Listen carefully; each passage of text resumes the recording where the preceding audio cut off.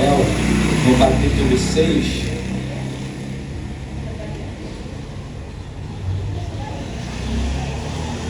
no versículo 9, né? 2 Samuel, capítulo 6, versículo 9. Louvado seja o nome do Senhor. Quem encontrou, diga glória a Deus. Quem não encontrou, diga Escola Bíblica Dominical. Oh, glória a Jesus. Aleluia, irmãos. Então diz assim: naquele dia Davi teve medo do Senhor e se perguntou: como vou conseguir levá-la à arca do Senhor? Por isso ele desistiu de levar a arca do Senhor para a cidade de Davi.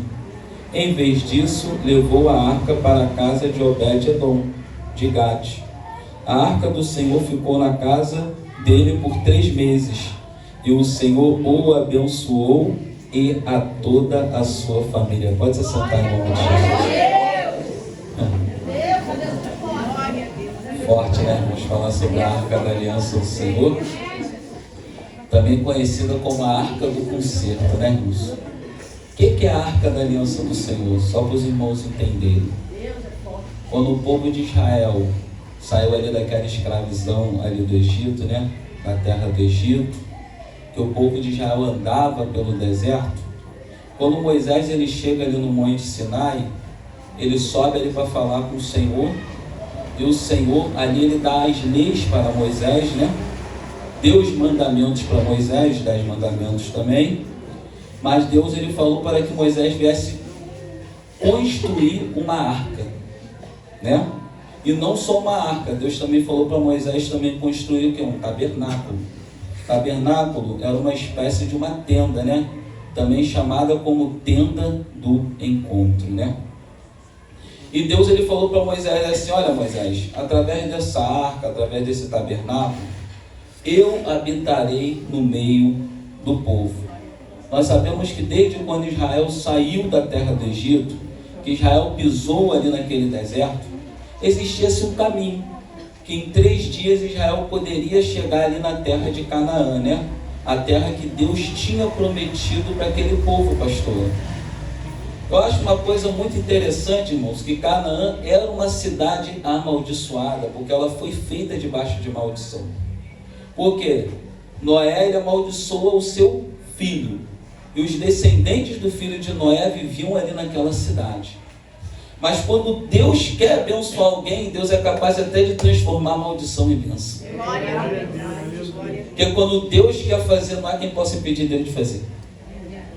Portanto, a própria palavra de Deus, ela vem dizendo que Deus ele chama aqueles que não são para confundir aqueles que são, ou aqueles que acham que são alguma coisa. Esse é o nosso Deus. É por isso, irmãos, que eu costumo dizer que não queira acompanhar o raciocínio de Deus, que tu vai ficar maluco. Não queira. Não queira entender o que Deus está fazendo na tua vida hoje, que tu vai ficar doido. Não queira. Porque se nós tentarmos compreender tudo o que Deus faz, é loucura. Portanto, a própria palavra de Deus, ela vem dizendo, minha pastora, que a sabedoria de Deus é loucura aos olhos do homem. E é verdade. E aí quando Moisés chegou no Monte Sinai, Deus falou para que Moisés construísse. E Deus ali instruiu Moisés em tudo. Mas Deus falou para Moisés: olha, eu darei sabedoria àqueles que irão construir o tabernáculo, os utensílios de dentro do tabernáculo. Eu darei sabedoria. E aí Deus deu sabedoria para Bezalel, não só para Bezalel, como capacitou alguns homens também que faziam aquele tipo de serviço, né, irmãos?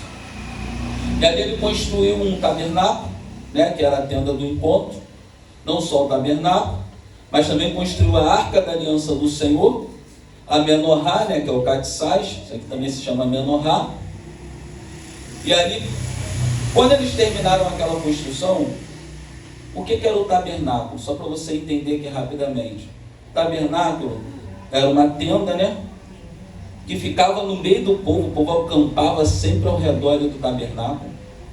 Aonde o povo ia, o tabernáculo tinha que ser desmontado, era sempre carregado pela tribo de Levi, né, que era a tribo escolhida para aquele tipo de serviço ali. Foi uma tribo escolhida pelo Senhor mesmo.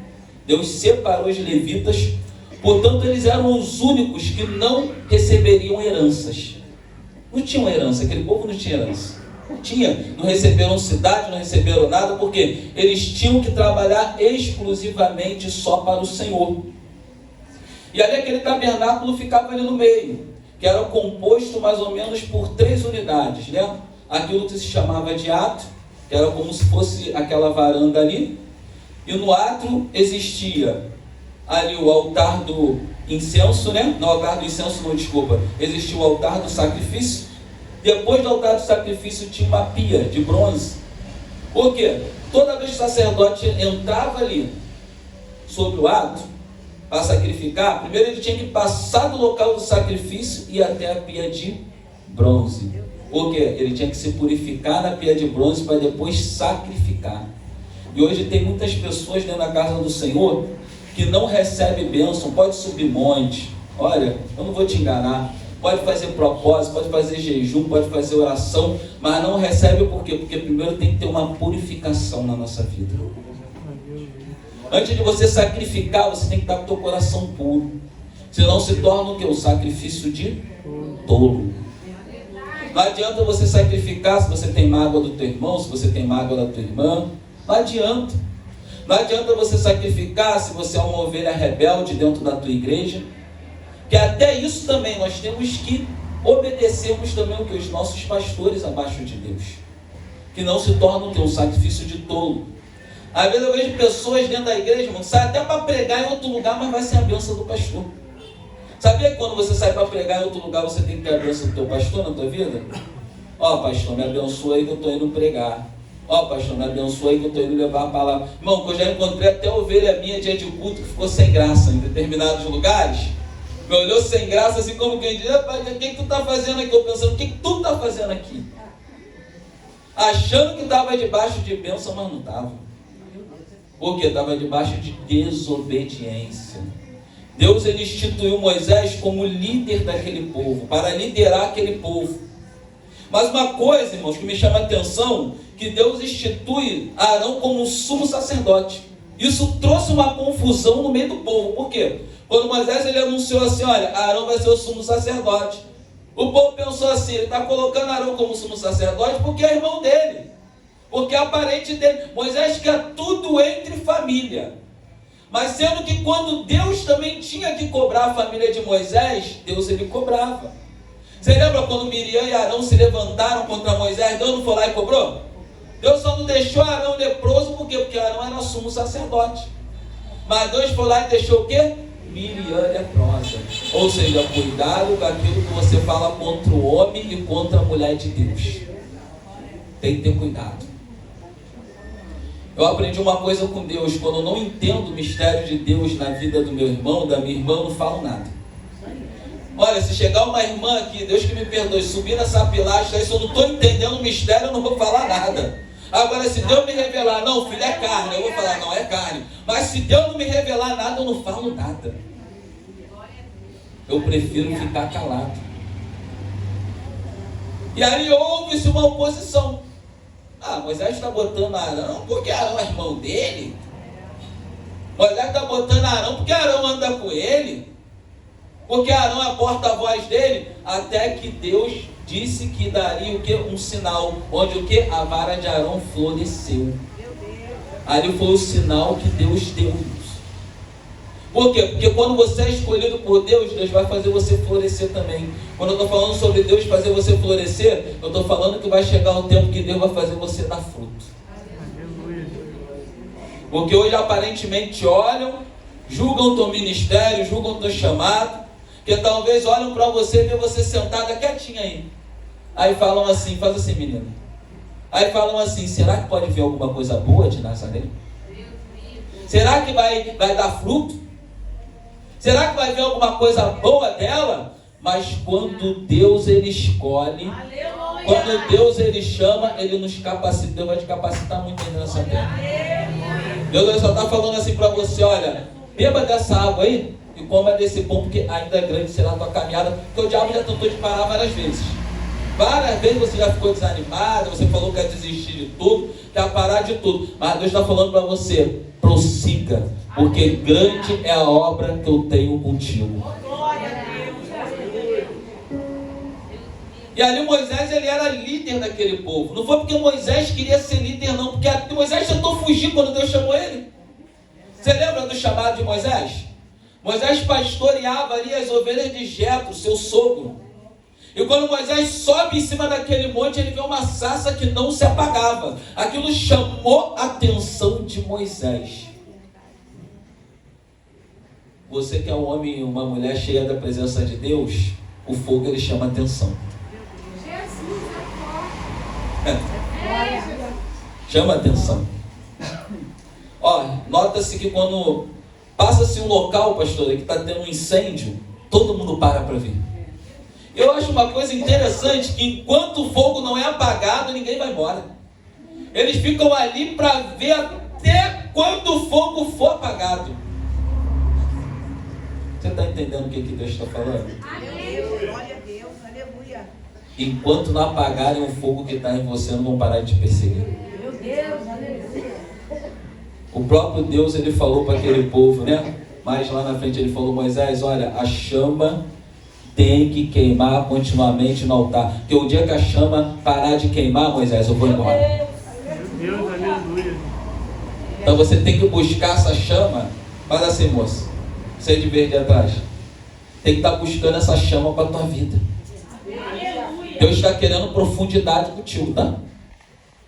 Deus está falando para você mergulhar, para você buscar. Deus falou assim, fala para minha filha mergulhar sem medo. Então o que eu tenho com ela também é algo profundo, porque eu vejo um rolo de palavras sobre a sua cabeça.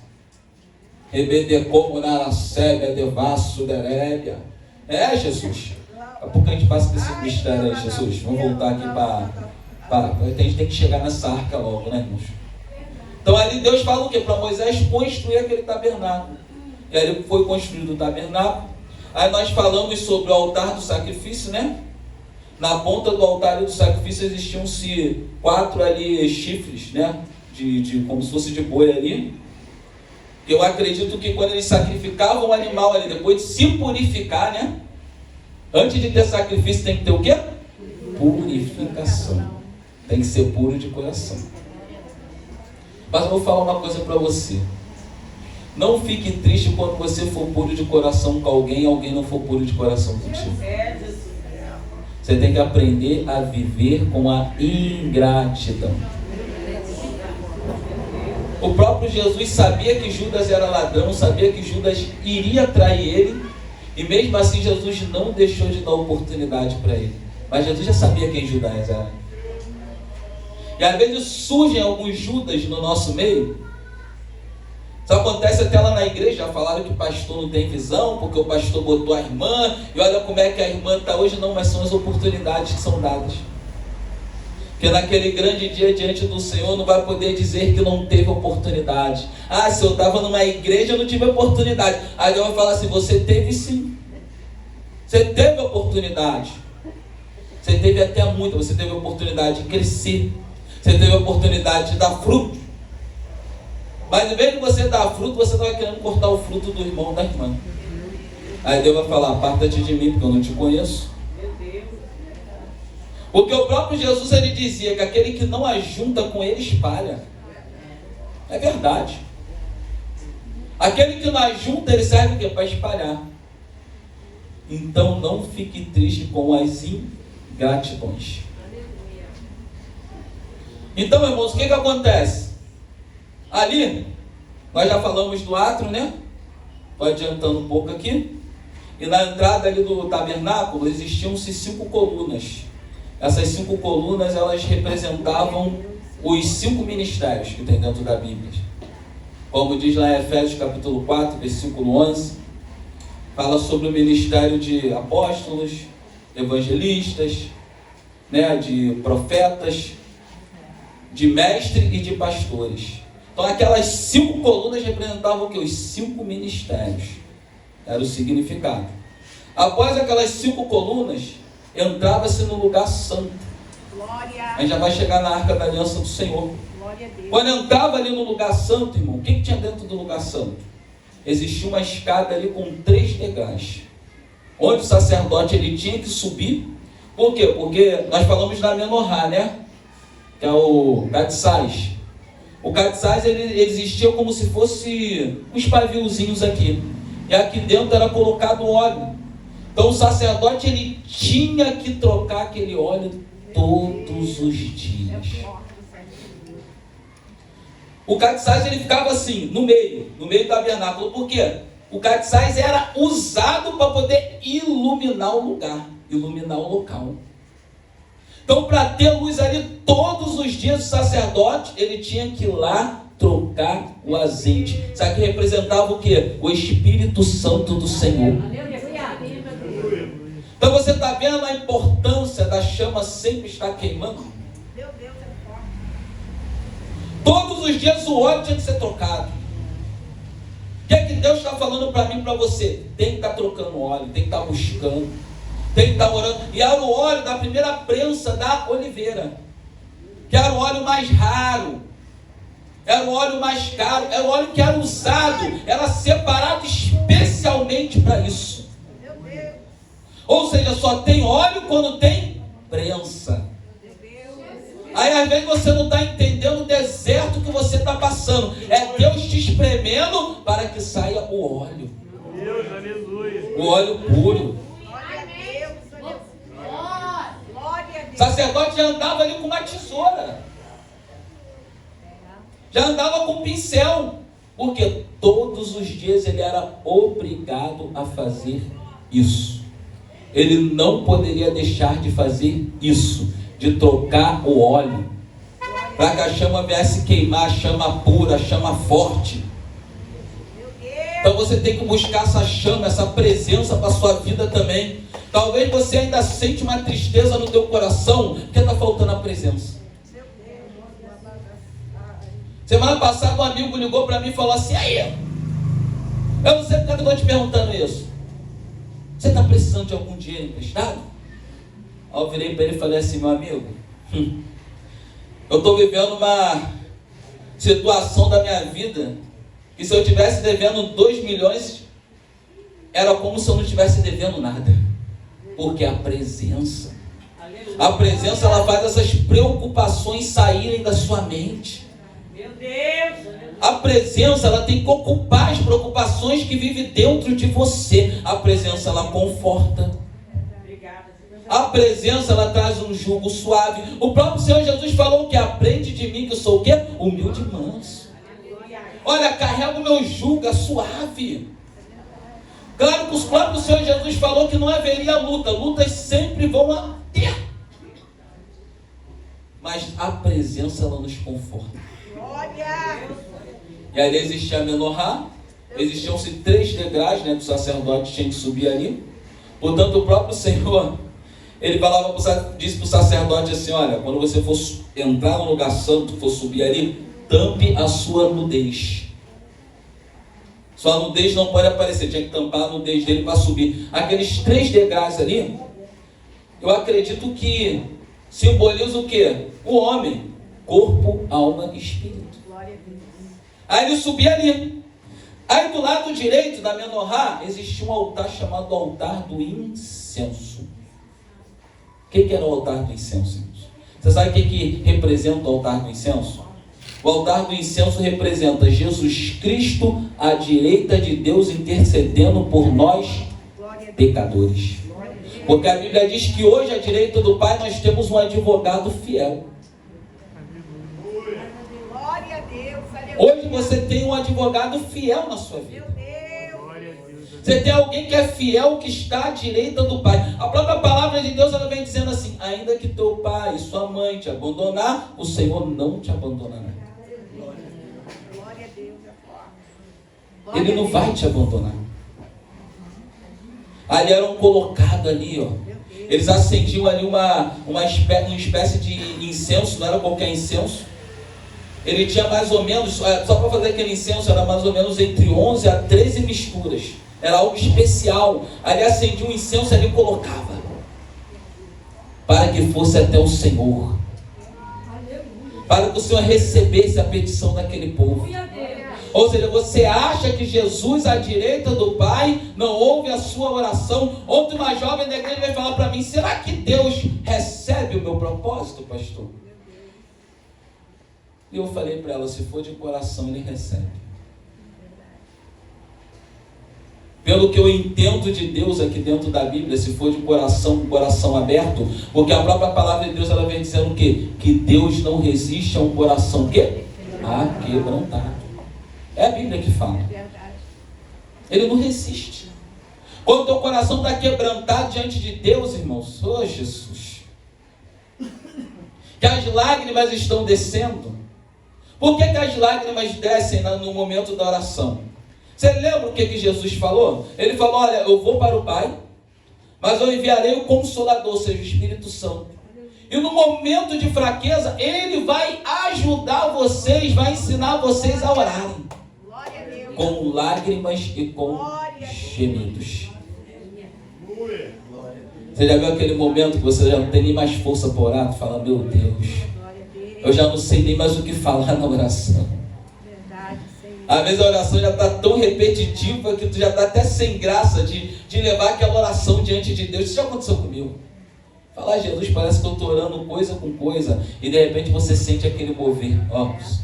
Daqui a pouco as lágrimas descem. Labadara sebe, como naravaço, delébia. Eu já não consegue nem mais orar por ninguém, só fala assim: santo, santo, santo é o Senhor, glória a Deus, aleluia, louvado seja Deus, exaltado seja o Senhor na terra. Só Ele é santo, só Ele é fiel, e a sua oração só é isso.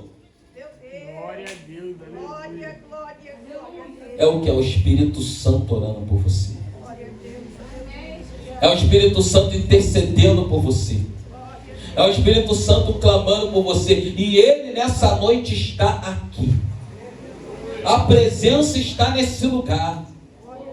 Então abre a tua boca, glorifica a Deus, exalta a Deus, porque a presença está na casa. E se Deus quiser te tomar em mistério, deixa Deus te tomar em mistério. Tu quiser dar lugar, pode dar lugar, porque o negócio aqui é liberado para o Espírito Santo de Deus trabalhar, porque a pastora é a mulher de Deus.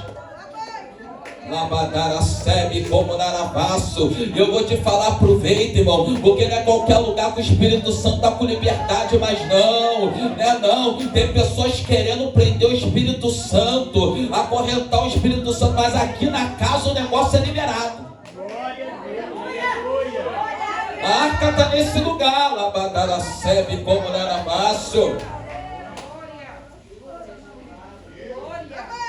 À esquerda da menorá existia a mesa com 12 pães.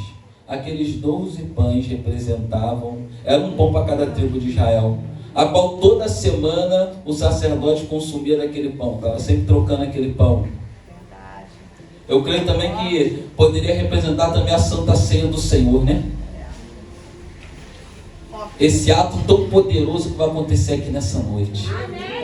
Porque Jesus falou assim, ó: faça memória de mim. Quando nós ceamos em memória de quem? De Jesus. Qual é a memória que você tem de Jesus quando você está ceando? O que você pensa de Jesus? É só você olhar para dentro de você e você vai ver o que você pensa de Jesus. O que está dentro do teu coração nessa noite? Tem ira, tem ódio, tem raiva. Jesus não tem ira, não tem ódio, não tem raiva. Jesus não fala mal da irmã, do irmão. Jesus não faz nada disso. Essa é a lembrança que você tem de Jesus? Ah, não tem essa lembrança não. Mas se você faz essas coisas, então essa é a lembrança que você tem de Jesus. Mas eu costumo dizer uma coisa. Olha, Jesus, ele deixou a Bíblia, né? Muito sangue foi derramado para Jesus ter deixado essa Bíblia aqui para mim, para você, né? Bíblia quer dizer uma biblioteca de livros, né? É a escritura sagrada que Jesus deixou para a gente. Aí Jesus fala para mim, para você assim: olha, eu não ligo se você vai escolher a minha vida toda dentro da Bíblia. Mas tem pessoas que, em vez de vai escolher a vida de Jesus, que vai escolher a vida do irmão, da irmã. Se você vasculhar aqui as escrituras, você pode falar a vontade da vida de Jesus. Ele não liga. Mas você não pode ficar falando mal da vida do teu irmão, mal da vida da tua irmã. Mas da vida de Jesus aqui, ele não liga. Pode pegar, pode falar de Jesus quantas vezes você quiser. Glória a Deus, aleluia. Glória a Deus. Aí nós estamos no lugar santo, mas depois do lugar santo existiu o lugar, vamos chegar na arca, o lugar santíssimo, que era onde ficava a arca da aliança do Senhor. Quando a Bíblia diz que o véu foi rasgado, por quê? Entre o lugar santo e o lugar santíssimo existia um véu. Aquele véu representava o sangue, realeza, pureza e até o céu. Eram as cores do véu. E dentro, atrás daquele véu, ali existia a arca da aliança do Senhor. Você sabia que a arca da aliança do Senhor, ela era visitada uma vez por ano? Mesmo dentro do tabernáculo? O sumo sacerdote visitava a arca uma vez por ano. Só podia entrar ali dentro do lugar santíssimo uma vez por ano. E eles tiravam sorte para ver quem entrava, porque ninguém queria ir lá dentro. E quando o sacerdote entrava no lugar santíssimo, amarrava uma corda no pé dele. Como quem diz, se ele morrer lá dentro, aí só puxa ele, vou lá meter a mão e vou tirar ele lá de dentro. Não pode. Aí lá dentro ficava a arca da aliança do Senhor, que representava o que? A própria presença de Deus no meio do povo. Portanto, o tabernáculo ele ficava no meio do povo no deserto. Ou seja, você que está passando por um deserto, você acha o quê? Que a presença de Deus ela vai sair da sua vida? A presença de Deus ela nasce no deserto, no meio daquele povo. Ou seja, a presença de Deus ela nasce no deserto na nossa vida. Que é no deserto onde tu quer buscar, tu quer orar, tu quer se dedicar, tu quer ler Bíblia, tu quer subir monte. Por quê? Porque quando você está no deserto, é onde, sabe, o teu coração está sensível ao Espírito Santo de Deus. O Espírito ele vem querendo trabalhar na minha e na tua vida. Aí Jesus fala assim, ó, te quero pregando, te quero orando. Olha, eu não quero você andando no meio de fariseu. Olha, eu não quero você andando no meio de fofoqueiro. Quero você andando meio, eu quero você separado, me buscando, orando. Aí você não dá ouvido para a voz do Senhor. O que o Senhor faz? Ele pega a gente e joga no processo. No processo já era, irmão. O coração está aberto. No processo é onde Deus mais fala conosco. Onde Deus mais palestra conosco. Não adianta, mas no deserto. Dizem que no deserto é onde crescem as plantas mais raras, né? Sendo que existem, igual gelou mistério. Desceu fresco. Existem alguns perigos no deserto também. Verdade. Como o camaleão. Olha, se um camaleão encostar ali naquela parede, ele vai ficar camufladinho. Da cor daquela parede, você nem vai ver ele. Existem alguns camaleões que querem encostar na nossa vida. E querem ficar camuflados.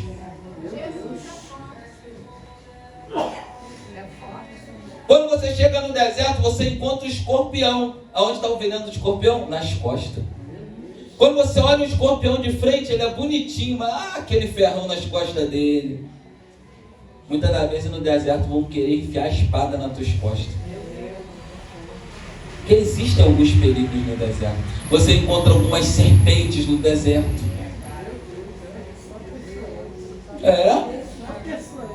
Existem alguns perigos no deserto. Até no deserto tem que ficar ligado. Chegam algumas propostas no deserto para nos tirarem o quê? Da direção de Deus. Lembra de Jesus quando estava no deserto? Podia jejuar 40 dias e 40 noites. Jesus ainda estava entre um perigo. Tinha animais selvagens ali no deserto. Quando você vai ler um evangelho, aprende uma coisa, você tem que ler os três. Toda vez que tiver uma referência de outro, você lê os três. Tipo assim, tá ali, também está em Mateus, tá em Marcos. Lê os três para você entender a história, porque a história se completa.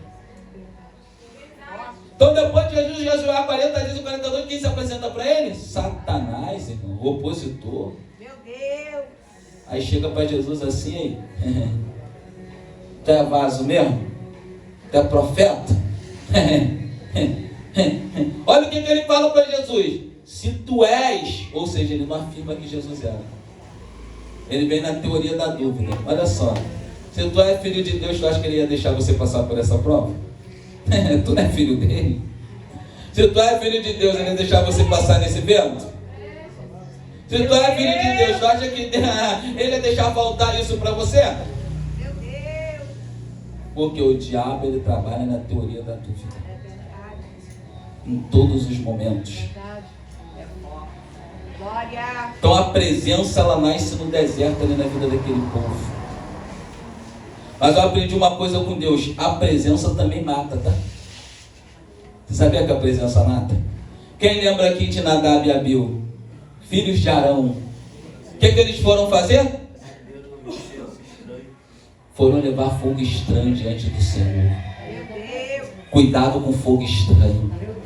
Sai fora de quem está com fogo estranho. Muitas vezes tem pessoas dentro da igreja com fogo estranho, labadara, sébia, devassos, está querendo acender fogo estranho. Fica ligado. E quando eles foram levar fogo estranho, o que Deus fez? Foram consumidos na hora. E Arão vai chorar.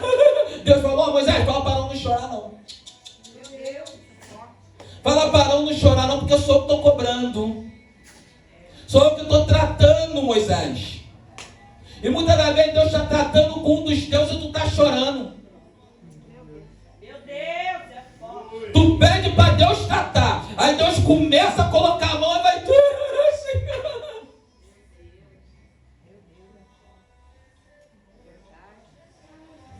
Glória a Deus, aleluia. Aleluia, Jesus.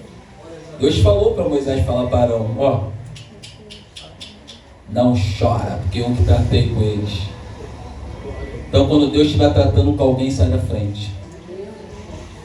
Glória a Deus, aleluia. Quando Deus estiver pegando alguém, sai da frente, hein? Irmãos, o negócio é sério. E ali no lugar santíssimo existia a Arca da Aliança do Senhor, que representava a presença de Deus no meio do povo. Irmãos, a Arca da Aliança do Senhor, como hoje é a noite de Santa Ceia, né? Ela era feita de madeira. Aí você olha assim: poxa, mas eu só vejo ouro. E ela era revestida de ouro.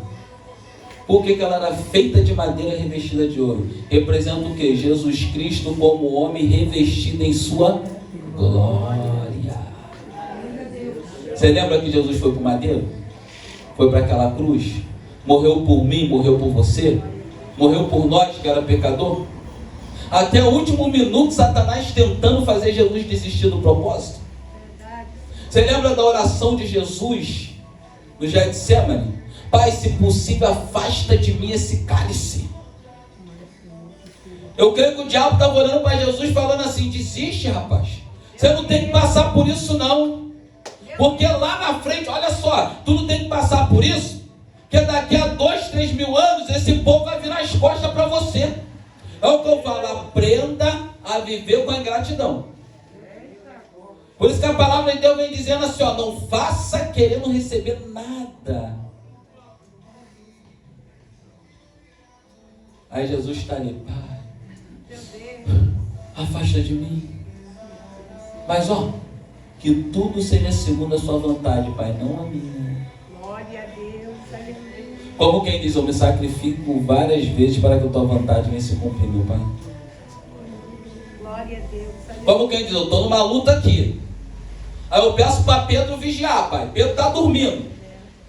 Porque eu estou falando para Pedro vigiar, porque eu sei que daqui a alguns minutos ou algumas horas ele vai cortar a orelha de alguém. Porque, Pai, Pedro está dentro da igreja, está armado com uma espada escondida debaixo de sua roupa, que na verdade não era uma espada grande não, era aquelas adagas de pescadores. Pedro escondido debaixo da roupa aqui, ó, dentro da igreja armado. Tem gente que já entra na igreja armada, né? Irmãos. Aleluia. Não podem falar nada que está falando comigo. O irmão hoje não me deu a paz. Eu estou chateado. E viu o que a pastora falou hoje? Eu não concordo. Está armado o tempo todo. Relaxa. Jesus está falando para você relaxar. Alguém pode dar um sorriso aí nessa hora? Dá um sorrisinho aí. Pastor, não viu um sorriso aqui? Dá um sorriso aí. Ri aí, irmão. Pedi para Jesus descer aqui com a unção do riso. Porque, amados, está no culto, está o tempo todo armado. Mas Jesus está falando o que para Pedro lá no jardim? Ora aí. Vigia enquanto eu oro, Pedro. Quando volta, o homem está dormindo. Aí Jesus vai de novo. Quando volta, o homem está dormindo. Nota-se que Jesus só fala com quem? Com Pedro. Pedro. Você não consegue vigiar um momento como quem diz: Pedro, tu não sabe o que vai acontecer daqui a pouco.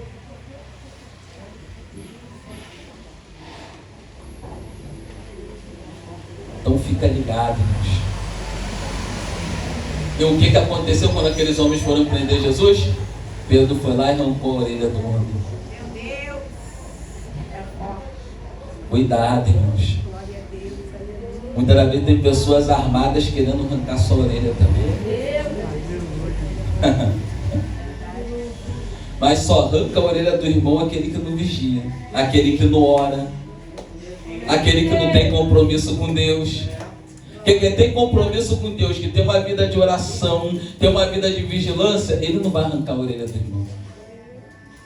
Mas graças a Deus que aqui não tem essas coisas, né, irmãos? Isso aí são nos Países Baixos, lá em outros lugares, longe daqui. Países aí desconhecidos. Mas aqui não. Aqui não tem ninguém armado dentro da igreja. Amém? Então, para finalizar ali, a Arca da Aliança do Senhor representava o quê? A presença de Deus. O que tinha dentro da arca, irmãos? Tinha a vara de Arão que tinha florescido. Tinha o maná e as tábuas da aliança de Deus. Era o que tinha dentro da arca da aliança do Senhor. E sobre a tua tampa tinham 2 querubins. E você nota-se que há um espaço entre um e outro, porque ali no meio ficava a Shekinah do Senhor. Eu já vou finalizar. Representava a presença de Deus, como se fosse o trono de Deus no meio daquele povo. E aqui a passagem que nós lemos, que nós vamos terminar aqui agora, fala sobre um homem chamado Obed-Edom. A Bíblia diz que a arca ficou na casa dele 3 meses e ele foi poderosamente abençoado. Não só ele, toda a sua família. Mas por que eu estou falando de Obed-Edom? Porque antes da arca estar na casa de Obed-Edom, estava na casa de Abinadab 20 anos e nada acontecia na vida de Abinadab. Meu Deus, é forte. Glória! A vida de Abinadab era parada, não tinha mudança nenhuma. Mas como é que pode, pastor? 3 meses na casa de um, tudo muda, e 20 na casa do outro, nada muda. Tem gente que acha que tempo de igreja é alguma coisa. Uma vez uma profeta chegou para mim e falou assim: aí, quanto tempo tu é profeta? Eu olhei para ela. Eu não sei. Eu já sou profeta há 20 anos, então tu deve respeitar a mim. Na outra semana foi parar no manicômio. Quando ela falou isso pra mim, você acha que eu debati com ela? Não. Fiquei calado. Fiz assim, falei: amém, glória a Deus pela sua vida. Na outra semana foi parar dentro do manicômio. Porque tem muita gente que acha que é profeta, mas não quer mais pagar preço. Acha que é profeta, mas não mantém o azeite. Glória a Deus. Acha que é profeta, não quer subir monte. Ah, monte é besteira, ora dentro da minha casa, ora dentro de casa nada. Chega dentro de casa, fica deitado o dia inteiro, dormindo. E quando vai orar, não pode ouvir ninguém ligar a televisão, já vai correndo. Não, só vou ver esse pedacinho aqui do filme. Daqui a pouco eu volta nada. Jesus está falando para você, sai de dentro da caverna de Adulão. Porque tem pessoas que estão aqui que Deus está falando para mim, está na caverna, filho. Meu Deus, meu Deus. Você lembra das 10 virgens? Glória. 5 levam óleo reserva, mas 5 não levaram. Aí quando o negócio apertou, a outra queria o óleo da outra. É sempre assim, quem não busca, quando o negócio aperta, quer procurar quem tem óleo. Aí quer quem tem azeite. Aí quer sugar o irmão, quer sugar a irmã. Ai, irmão, preciso que tu faça uma campanha por mim, pastor. Aí não entende quando o pastor diz assim, olha, irmão, eu estou resolvendo os negócios da igreja. Olha, mas eu vou pedir para os irmãos. Ah, o pastor não me deu atenção. O pastor não me deu a mínima. Não entende. Glória. Aí quando o noivo chega, o que as 5 que não levaram falaram para as outras 5? Ó, dê um pouco do teu azeite aí. Aí as prudentes falaram assim, ó, não dá, tarde demais. Ele já está na porta. Ou seja, vocês tiveram tempo para se consertar, mas não se consertaram. Vocês tiveram tempo para entrar na posição, mas não entraram. Olha quanto tempo vocês tiveram para buscar o azeite, mas não buscar, mas agora é tarde. Acabou. Mas Jesus está falando para mim e para você nessa noite, ainda há tempo. Hoje é o dia de você pegar esse azeite. Hoje é o dia de tu receber essa presença na tua vida aqui. E você quer levantar, quer receber a presença, fica de pé nessa noite, vamos orar. Só você que quer receber a presença de Deus na tua vida. Labadara sebe como naravasso da rébia, ebede como naracebe de vaso, porque a presença de Deus está nesse lugar. Oh Jesus, vai dando glória nessa noite, irmãos. Ele calabadara sebe, vai dando glória. Vai exaltando de como naracebe de vaso da rébia, ebede calachebe naracanto. Ai, Jesus da glória, eu sinto a presença de Deus nesse lugar. É só para quem quer a presença é só para quem quer. A presença é só para quem quer. A presença é só para quem quer. A presença é só para quem quer. A presença é só labadara sébia. Ebede como naracebe de vaso. Oh Jesus, vai dando glória nessa noite. Ebede calabadara sebe como naracai. Entre as terras de como naracebe de vaso. Ebede calachebe naracanto. Deixa ele te movimentar na casa. Não é proibido você dar glória. Não é proibido na bagacebe. Ai, Jesus, estou sentindo a presença. Eu estou sentindo a presença de Deus, porque a arca ela está na casa. A arca está na casa porque o véu foi rasgado. Você lembra do véu que foi dito? Ele foi rasgado. Jesus rasgou esse véu.